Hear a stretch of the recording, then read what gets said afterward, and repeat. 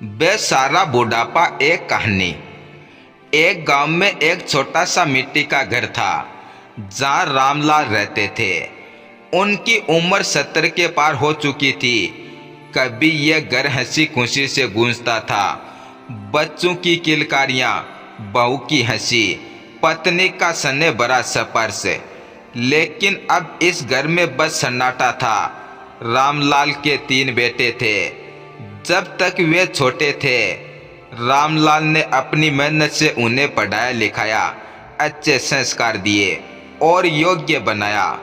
परंतु जैसे ही वे बड़े हुए, नौकरी और शादी के बाद उनकी जिम्मेदारियां बदल गई। एक एक करके तीनों शहर चले गए और अपने अपने परिवार में व्यस्त हो गए। शुरुआत में वे आते जाते रहे, लेकिन धीरे धीरे उनका आना कम होता गया। और फिर कुछ दिनों बाद रामलाल की पत्नी का भी स्वर्गवास हो गया और उसके बाद उनका अकेलापन और बढ़ गया।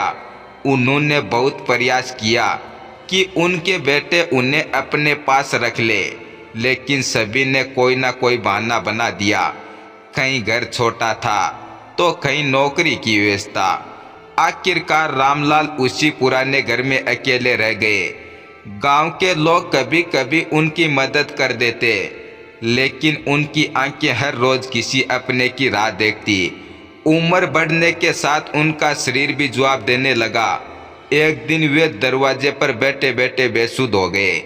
पड़ोसियों ने उन्हें अस्पताल पहुंचाया, लेकिन उनकी हालत गंभीर थी। जब यह खबर उनके बेटों तक पहुंची तो वे भागते हुए आए, पर तब तक बहुत देर हो चुकी थी। रामलाल की आंखें बंद हो चुकी थी, लेकिन उनके चेहरे पर एक अधूरी आस की छाया थी। उनके बेटों ने खूब पछतावा किया, लेकिन अब कुछ भी बदलना संभव नहीं था। इस कहानी से हमें यह सीख मिलती है कि बुढ़ापा किसी का भी हो, उससे सहारे की जरूरत होती है।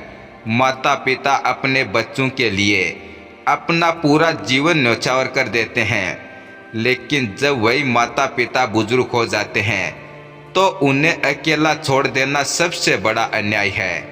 हमें अपने बुजुर्गों को सम्मान और प्यार देना चाहिए, क्योंकि उनकी दुआओं में ही हमारी खुशियां बसती हैं। धन्यवाद।